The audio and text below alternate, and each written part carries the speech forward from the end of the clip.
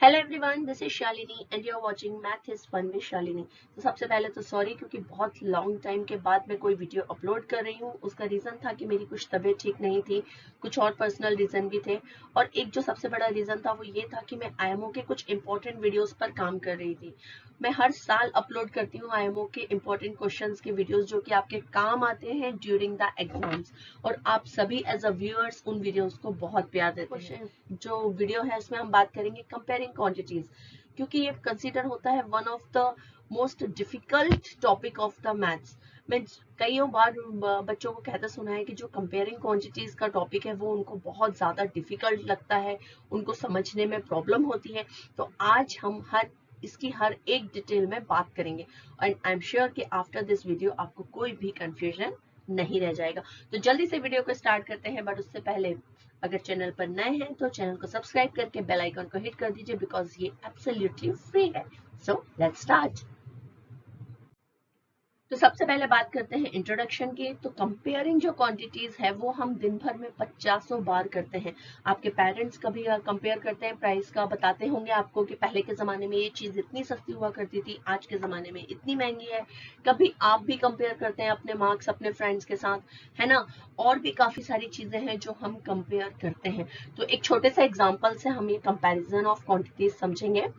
तो सपोज कीजिए कि 5 कस्टमर एक मैकडोनल्ड के आउटलेट पर जाते हैं और ऑर्डर करते हैं। तो फर्स्ट कस्टमर ने ऑर्डर किया बर्गर, देन सेकंड ने भी बर्गर, थर्ड ने ऑर्डर किया पिज्जा, फोर्थ ने ऑर्डर किया बर्गर, एंड फिफ्थ ने भी ऑर्डर किया पिज्जा। ऑलराइट, तो अब आप जब ये फिगर देख रहे हो at the end of the day, जब मैनेजर देखेगा तो वो यही सोचेगा कि जो बर्गर की सेल है वो पिज्जा की सेल के कंपैरिजन में ज्यादा है। तो यहाँ पे उसने क्या किया, यहाँ पे उसने कंपैरिजन किया। कैसे कंपैरिजन किया कि उसने देखा कि किस चीज की सेल जो है वो दूसरी क्वांटिटी के कंपैरिजन में ज्यादा है। तो कंपेयर करने के लिए सबसे पहले जो चीजें हैं वो सेम होनी चाहिए। यानी खाने की चीज की बात कर रहे हैं तो खाने की चीज के ही कंपैरिजन होगा उसके साथ। ठीक है, जैसा कि हम रेशियो के चैप्टर में भी पढ़ चुके हैं, कंपैरिजन जो है वो सेम यूनिट में होता है। कलर का कलर के साथ, हाइट का हाइट के साथ, प्राइस का प्राइस के साथ, है ना, फूड आइटम्स का फूड आइटम्स के साथ। तो इस तरह से हम कंपैरिजन हमेशा सेम यूनिट में करते हैं। ठीक, अब जब कंपैरिजन हम करते हैं तो हम उसको 3 तरह से डिनोट कर सकते हैं। एक तो हम उसे फ्रैक्शन के फॉर्म में डिनोट कर सकते हैं, या तो हम उसे रेशियोज के फॉर्म में लिख सकते हैं, और या फिर हम उसे परसेंटेज के फॉर्म में भी लिख सकते हैं। तो अगर हम इसी एग्जाम्पल की बात करें, तो अगर हमको ये बोलना हो कि बर्गर की सेल पिज्जा के कंपैरिजन में कितनी ज्यादा है in the form of fraction, ठीक है, तो हम कैसे बोल सकते हैं कि बर्गर की सेल है 3 एंड पिज्जा की सेल है 2, right. On every 3 burgers there is the cell of 2 pizzas, so 3/2 is the fraction of burger to pizza. Okay, so burger से पिज्जा का जो फ्रैक्शन है वो है 3/2, राइट। यानी कि बर्गर ज्यादा बिक रहे हैं और पिज्जा जो है वो उससे कम बिक रहे हैं। इसी को अगर हम रेशियो के फॉर्म में लिखना चाहें तो हम कैसे लिखेंगे, 3:2, करेक्ट। और इसी चीज को अगर हम परसेंटेज के फॉर्म में लिखना चाहें, फ्रैक्शन से परसेंट या रेशियो से परसेंट में, तो हम इसे लिखेंगे 3/2 इंटू 100, क्योंकि आप जानते हैं कि किसी भी नंबर को अगर हम उसे परसेंट में चेंज करना होता है हम उसमें मल्टीप्लाई करते हैं 100 का। तो ये हो जाएगा 2 5 10 0 एंड 150। सो बर्गर की सेल पिज्जा के कंपैरिजन में 150% ज्यादा है। तो जो नंबर हम न्यूमरेटर में लिखते हैं हम उसी के अकॉर्डिंगली बात कर रहे हैं। तो बर्गर की सेल जो है वो पिज्जा के कंपैरिजन में 150% ज्यादा है, राइट। तो ये है हमारा कंपैरिजन ऑफ क्वांटिटीज का होल चैप्टर, और ये बिल्कुल भी छोटा टॉपिक नहीं है, ये बहुत बहुत बहुत बड़ा टॉपिक है, क्योंकि इसके अंदर आता है आपका प्रॉफिट एंड लॉस, इसके अंदर आता है आपका cost price and selling price, simple interest, compound interest, उसके अलावा जितने भी टाइप के कंपैरिजन हैं वो सारे इसके अंदर आते हैं। तो आज के मेरे इस वीडियो में मैंने बहुत लंबा वीडियो नहीं बनाया है, शॉर्ट में आपको समझाने के लिए मैंने 3 एग्जाम्पल्स इस वीडियो में लिए हैं, और वो तीनों एग्जाम्पल जो हैं वो परसेंटेज के हैं, क्योंकि मुझे ऐसा लगता है कि बच्चों को फ्रैक्शन और रेशियो तो फिर भी समझ में आता है, परसेंटेज में उन्हें थोड़ी प्रॉब्लम होती है। ठीक है। तो मैंने जो तीनों एग्जांपल लिए हैं वो परसेंटेज में है। आप मुझे कमेंट करके बताना यदि आपको स्पेशल कंपेयरिंग क्वांटिटीज का वीडियो चाहिए, प्रॉफिट लॉस या इंटरेस्ट पर या फिर कॉस्ट प्राइस सेलिंग प्राइस पर या फिर किसी भी तरह के डेटा हैंडलिंग पर, आपको किसी भी तरह के कंपैरिजन पर चाहिए वीडियो, तो आप मुझे कमेंट करके जरूर बताना। तो यहाँ पर मैंने कुछ पॉइंट्स लिखे हैं इंपॉर्टेंट, सॉरी। तो आप चाहें तो इसका स्क्रीनशॉट ले सकते हैं या फिर चाहें तो इससे कहीं नोट डाउन भी कर सकते हैं। ये कुछ पॉइंट्स हैं जो मैं आपको पिछले स्लाइड में बताए हुए हैं। ठीक है, क्वांटिटीज जो है वो सेम यूनिट की होनी चाहिए। गिवन क्वांटिटी जो है उसको किसी रेशियो में, सर्टेन रेशियो में आप डिवाइड कर सकते हैं। जब किसी परसेंटेज को हम टोटल क्वांटिटी का परसेंटेज अगर दिया हो तो उसका एग्जैक्ट नंबर हम उससे नंबर के थ्रू निकाल सकते हैं। कैसे निकालेंगे हम एग्जांपल में समझेंगे। ठीक है, परसेंटेज दो तरह से होते हैं, इंक्रीज और डिक्रीज। जैसे कि अगर मान लीजिए किसी की हम सैलरी की बात कर रहे हैं तो डेफिनेटली हर साल उसका प्रमोशन ही होगा, तो उसकी जो सैलरी है वो कुछ परसेंट इंक्रीज होगी। ठीक है, या फिर अगर हम बात कर रहे हैं किसी चीज की वैल्यू की, तो वैल्यू जो है जैसे जैसे अगर हम सामान यूज करते हैं, कार हो या कोई मशीन हो या, तो उन चीजों की जो वैल्यू है वो डिक्रीज होती जाती है टाइम के साथ। तो जब हमें इंक्रीज परसेंट निकालना होता है तो हम क्या करते हैं, जो इंक्रीज हमको वैल्यू दी हुई है परसेंटेज में डिवाइडेड बाय ओरिजिनल जो उसकी वैल्यू है इनटू 100, तो हमें परसेंट में नहीं मिल जाता है। सिमिलरली हम डिक्रीज के लिए भी निकाल लेते हैं। तो जितनी भी ये मैंने आपको वो यहाँ पर वैल्यूज और इंपॉर्टेंट पॉइंट्स दिए हुए हैं, इसको हम एग्जाम्पल के थ्रू समझेंगे। The price of a computer was 42,000 last year. If there is decrease of 15% in the price, what is the price of computer this year? पिछले साल जो था वो 42,000 का था, इस साल थोड़ा सस्ता हो गया है। 15% जो है वो लेस है उसकी प्राइस, तो उसकी आज के इस साल की जो प्राइस है वो क्या है। ठीक है, तो सबसे पहले जो इस तरह के क्वेश्चन होते हैं उसमें देखो हमको जो प्राइस दी हुई है, क्या क्या हमको नोन है, नोन वैल्यूज क्या क्या है। एक तो हमको डिक्रीज इन परसेंटेज हमको पता है। ठीक है, डिक्रीज कितना है 15%, राइट। हमको प्राइस क्या पता है लास्ट ईयर की प्राइस हमको मालूम है 42,000, राइट। अब हमको क्या निकालना है, इस साल की प्राइस निकालना है। लास्ट ईयर की प्राइस डेफिनेटली इस साल की प्राइस से ज्यादा है क्योंकि डिक्रीज हुआ है 15% का। लेकिन ये 15% किसका, 15% ऑफ 42,000। ठीक है, तो हम कैसे इसको अरेंज करेंगे सेंटेंस को, 15% of 42,000 is the decrease value. ठीक है, अब देखो मैं आपको परसेंटेज सॉल्व करने का एक सिंपल सा तरीका बताती हूँ। ऑफ का मतलब तो होता है मल्टीप्लीकेशन, आप सबको पता है। ठीक है, ऑफ की जगह पे हमने मल्टीप्लाई लगा दिया, 42,000 को ऐसे ही लिख दिया। परसेंट का साइन जब भी हटाएंगे तो उसके नीचे लगाएंगे हम 100। परसेंट का साइन हटाने के लिए 100, लगाने के लिए मल्टीप्लाई बाय 100। क्लियर, जब भी हम परसेंटेज का साइन हटाएंगे उसको हटाने के लिए डिवाइडेड बाय 100 और परसेंटेज का साइन लगाने के लिए मल्टीप्लाई बाय 100। ओके, तो अब हम इसको सॉल्व कर लेंगे। तो ये देखो ये क्या हो गया, ये कट हो गया इससे, और ये हमारे पास हो गया 420 इंटू 15 इज 6,300 रुपीज। तो ये कंप्यूटर की प्राइस है क्या इस साल की, नहीं, ये प्राइस में डिक्रीज है। इतनी वैल्यू जो है वो कम है लास्ट ईयर के कंपैरिजन में। आ गया ना यहाँ पे कंपेयर, है ना। लास्ट ईयर जो थी वैल्यू 42,000 थी, इस साल जो है वो 42,000 से 6,300 और कम है। तो दिस ईयर की वैल्यू क्या हुई हमारी, दिस ईयर हमको जो कंप्यूटर है वो कितने में मिलेगा, 42,000 माइनस 6,300, है ना। माइनस करेंगे, माइनस क्यों करेंगे, क्योंकि डिक्रीज वर्ड यूज हुआ है। अगर इंक्रीज होता तो प्लस करते। ठीक है, 42,000 में से अब हम इसको माइनस करेंगे तो हमारे पास आंसर आ जाएगा 35,700। तो जो कंप्यूटर हमको लास्ट ईयर 42,000 में मिल रहा था वो हमको इस साल 35,700 रुपीज में मिलेगा, है ना। इजी। तो कंपैरिजन ऑफ क्वांटिटीज बहुत आसान है अगर आपको बेसिक कंसेप्ट क्लियर है।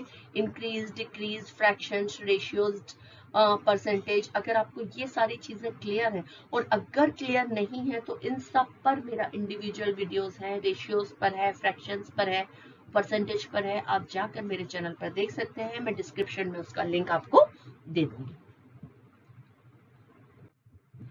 नेक्स्ट क्वेश्चन जो मैंने लिया है वो है Amit's monthly salary is 25,000 if every year his salary is increased by 5%, what will be his monthly salary after 2 years। अब देखो ये जो इस तरह का क्वेश्चन है ना इंक्रीज वाला, ये आप दो तरीके से कर सकते हो, ठीक है। ये एक तो आप देखो पहले तो हम सिंपल मेथड से करते हैं इसको, ठीक है। मेथड 1 हम इसमें लिख लेते हैं, मेथड 1, ठीक है। मेथड 1 में हम क्या करेंगे कि ये है उसकी प्रेजेंट सैलरी 25,000, ठीक। हर साल जो है वो 5% बढ़ जाती है, तो 2 साल के बाद कितनी होगी, ठीक है। हमको ये निकालना है कि हर साल अगर 5% बढ़ जाती है तो 2 साल के बाद कितनी होगी। तो फर्स्ट ईयर में कितनी होगी, फर्स्ट ईयर में हम पहले तो निकालेंगे कितनी वैल्यू बढ़ी है। देखो ये है परसेंट, लेकिन इसकी वैल्यू कितनी है, हमको रुपीस में वैल्यू निकालनी है ना, परसेंट थोड़ी ना वैल्यू है। ये तो परसेंटेज में हमको दिया हुआ है 25,000 का 5% हमको वैल्यू उसकी निकालनी है। तो हम कैसे लिखेंगे 5% ऑफ 25,000 कितनी वैल्यू होगी पहले हम वो निकालेंगे, ठीक है। तो कैसे हम सॉल्व करेंगे, परसेंटेज का साइन हटाएंगे तो डिवाइडेड बाय 100, ऑफ की जगह पे मल्टीप्लाई 25,000, 2 zeros कट हो गए, ठीक है। 25 5 125 और एक 0, सो 1250 इंक्रीमेंट होगा उसको पहले साल में इंक्रीमेंट हुआ और इसमें हमारा 25,000 ऐड हो जाएगा, ठीक है।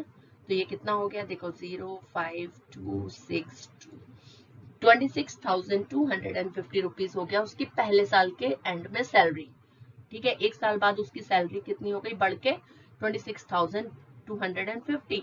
अब इस पे फिर से 5% का इंक्रीमेंट उसको नेक्स्ट ईयर मिलेगा, सेकेंड ईयर में, दूसरे साल में उसको फिर से इंक्रीमेंट मिलेगा, लेकिन इस बार अगेन हम 1250 ऐड नहीं करेंगे इसके अंदर, ठीक है। ये गलत हो जाएगा क्योंकि ये जो 1250 1250 हमने निकाला है वो 25,000 का 5% है, लेकिन अब जो उसकी सैलरी हो गई है वो हो गई है 26,500। देखो 500 रुपए से कोई जॉब स्टार्ट करी, ठीक है, आफ्टर 1 ईयर 550 रुपीज हो गया, ठीक है। 50 रुपीज हर साल बढ़ते हैं, तो आफ्टर 1 ईयर 550 रुपीज हो गया, तो आफ्टर 2 ईयर्स फिर से 50 रुपीज बढ़ेंगे तो कितना होगा, 500 में जुड़ेगा कि 550 में जुड़ेगा, 550 में जुड़ेगा ना, क्योंकि 1 ईयर के बाद जो उसकी सैलरी है उसी में तो 50 और जुड़ेंगे, तो 600 हो जाएगा। सिमिलरली यहाँ पर अब हम 5% किसका कैलकुलेट करेंगे, 5% ऑफ 26,250, ठीक है, क्योंकि अब बढ़ी हुई सैलरी ये है हमारी, ठीक है। इसको कैलकुलेट करेंगे हम, तो इसमें अब हम निकालेंगे वैल्यू, तो इसकी वैल्यू जब आप कैलकुलेट करोगे तो ये आ जाएगी आपकी 1312.50 रुपीज, ठीक है। ये ऐड हो जाएगी इसमें 26,250 रुपीज में, ठीक है। तो ये हम उसको 2 साल बाद कितनी सैलरी हो जाएगी उसकी हो जाएगी 27,562.50, ठीक। तो ये सैलरी उसकी हो जाएगी 2 साल के बाद। ये तो थी हमारी फर्स्ट मेथड। देखो कुछ इसी तरह का कंसेप्ट होता है इंटरेस्ट में। कंपाउंड इंटरेस्ट क्या होता है, interest on interest, that is called the compound interest, right. यानी कि आपने एक साल के अंत में जितना भी आपका अमाउंट है वो आपका प्रिंसिपल बन जाता है फॉर द सेकेंड ईयर, फिर सेकेंड ईयर के आखिरी में जितना भी टोटल अमाउंट आएगा वो आपका प्रिंसिपल बन जाएगा फॉर द थर्ड ईयर, ठीक है। और सिंपल इंटरेस्ट में क्या होता है, थ्रू आउट द टेन्योर, जितने भी टेन्योर के लिए आप लोन लेते हो थ्रू आउट द टेन्योर आपका एक ही प्रिंसिपल चलता है जो कि स्टार्टिंग में रहता है, लेकिन कंपाउंड इंटरेस्ट में प्रिंसिपल चेंज होता रहता है। तो हम इसको जो है वो सेकंड मेथड से भी कर सकते हैं, और वो सेकंड मेथड है हमारी कंपाउंड इंटरेस्ट का फॉर्मूला लगाकर। तो कंपाउंड इंटरेस्ट का हमारा सिंपल फॉर्मूला क्या होता है, amount equals to principal into 1 plus R upon 100 to the power time. ये आर अपॉन एन भी होता है किसी किसी केस में, अगर जो हमारा इंक्रीमेंट है वो हाफ ईयरली है, क्वार्टरली है, एनुअली है, उस पर डिपेंड करता है कि नंबर ऑफ टाइम्स कितनी बार बढ़ रहा है। ये जो फॉर्मूला है वो एनुअली के लिए है, तो हमारा तो जो इंक्रीमेंट है ये एनुअली हो रहा है ना, इसमें लिखा है ना एवरी ईयर, यानी साल में एक बार। तो हम इस फॉर्मूले में वैल्यू रखकर भी इसको सॉल्व कर सकते हैं। आप चेक करके मुझे कमेंट सेक्शन में बताना आंसर सेम आया कि नहीं, ठीक है। अमाउंट निकालने के लिए देखो प्रिंसिपल है हमारे पास 25,000 मल्टीप्लाइड 1 प्लस आर यानी कि रेट ऑफ इंटरेस्ट है 5/100 और टाइम है हमारे पास 2 years। ओके, सो हमारा थर्ड एंड लास्ट क्वेश्चन है, the value of a machine depreciated by 5% every year. Depreciated यानी कम होना, डिक्रीज होना, ठीक है। डेप्रिसिएशन यानी जो ये मशीनरी चीजें होती है ना, चाहे हमारी कार हो या फिर कुछ भी इस तरह की चीजें, जो जितना हम यूज करते जाते हैं उतना उसकी वैल्यू कम होती जाती है, ठीक है, उसको हम कहते हैं depreciation. So the value of machine depreciated by 5% every year. If the present value of machine is 27,500, what will be the value of machine after 2 years। अच्छा, इसमें कंपाउंड इंटरेस्ट वाला फॉर्मूला नहीं लगाना क्योंकि ये तो डिक्रीज वाला है, ठीक है, इसमें वैल्यू इंक्रीज नहीं हो रही है, इसमें वैल्यू डिक्रीज हो रही है, तो हम इसमें कंपाउंड इंटरेस्ट का फॉर्मूला नहीं लगा सकते। इसको हमको मेथड 1 से करना पड़ेगा, 1 by 1 सॉल्व करके, ठीक है। तो डेप्रिसिएशन क्या है, यानी डिक्रीज्ड वैल्यू क्या है, 5%, ठीक है। आफ्टर 1 year हमको कितने में मिलेगी वो मशीन, आफ्टर 1 year कितने में मिलेगी, तो हमको कैसे निकालना पड़ेगा, 5% ऑफ 27,500। पहले हमको इसको वैल्यू में कन्वर्ट करना पड़ेगा। So 5 by 100 into 27,500, ये एक जीरो मैंने ज्यादा लगा दिया था। ओके, सो ये हो जाएगा हमारा 2 zeros cut, so this will be 1375। Okay, depreciation है तो डेफिनेटली ये जो वैल्यू है हमारे पास 27,500, ये सेम नहीं रहेगी अगले साल, तो इसकी वैल्यू कम हो जाएगी, तो माइनस करेंगे, ठीक है। माइनस करने के बाद हमारे पास आ जाएगा 26,125, ये वैल्यू हो जाएगी at the end of 1 year। After 1 year हमको ये वाली वैल्यू मशीन की मिलेगी क्योंकि हमने उसको 1 साल तक यूज कर लिया, ठीक। हमको निकालना है 2 साल के बाद, तो आफ्टर 2nd year 2 साल के बाद कितना होगा, अब हमें इस वाले अमाउंट पे डेप्रिसिएशन कैलकुलेट करना पड़ेगा।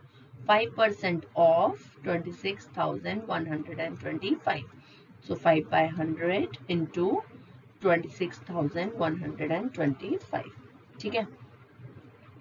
5 1s are 5, 5 2s are 10, 0. 26,125 divided by 20, so we will get the answer 1,306.25। और जब हम इसको माइनस करेंगे इस वैल्यू को इसमें से, क्योंकि हमें तो ये तो हमने वो निकाला है परसेंट को सॉल्व करके, है ना, वैल्यू में कन्वर्ट किया है। जब हम इसको सॉल्व करेंगे so we will get the answer 24,818.75 rupees. So this is the depreciated value of the machine after 2 years, right? तो डेप्रिसिएशन जब भी हम सॉल्व करते हैं, वैल्यू जो है वो कम होती जाती है, मतलब हमको माइनस करते रहना है, ठीक। और जब भी हम इंक्रीज्ड परसेंटेज की बात करते हैं तो हमें जो हमारी प्रेजेंट वैल्यू है उसमें ऐड करते रहना, फिर जब नई वैल्यू आ जाएगी उसको हम 2nd year के लिए स्टार्टिंग वैल्यू मानेंगे, फिर उस पर हम कैलकुलेट करते रहेंगे। तो इस तरह से हम परसेंटेज के क्वेश्चन जो है वो सॉल्व करते हैं। ये बहुत वाइड टॉपिक है, बहुत ही ज्यादा बड़ा है, मतलब कंपैरिजन ऑफ क्वांटिटीज इतना बड़ा चैप्टर है कि अगर मैं आपको आराम से बिठाकर पूरा डिटेल में समझाऊं ना, तो कम से कम 2 से 3 घंटे की क्लास वो रहेगी, ठीक है। तो कभी भी अगर हमारा ऐसा मौका मिला, क्योंकि मैंने ऐसा सोच रखा है कि जब मेरे सब्सक्राइबर्स 1 लाख हो जाएंगे तब मैं लाइव आकर आपको पढ़ाऊंगी, तो मैं बस उस दिन का इंतजार कर रही हूँ कि जल्दी से मेरे सब्सक्राइबर्स 1 लाख हो जाए, खूब सारे मेरे व्यूअर्स हो जाएंगे, बहुत सारे बच्चे मुझे सुनने लगेंगे, तब मैं जाकर एक लाइव वीडियो यहाँ पर डेफिनेटली करूंगी आप लोगों के सामने आकर, और उस समय हम पढ़ेंगे, आपके जितने भी डाउट्स हैं वो सब मैं क्लियर करूंगी। तो प्लीज चैनल को जल्दी से सब्सक्राइब कीजिए, अपने दोस्तों के साथ शेयर कीजिए, आगे आने वाले हैं बहुत इंटरेस्टिंग मैथ ओलंपियाड के इंपॉर्टेंट क्वेश्चंस के वीडियोस, तो उसके लिए चैनल पर बने रहिएगा। और ये मिलते हैं हमारे नेक्स्ट वीडियो में, till then take care and keep practising, bye bye.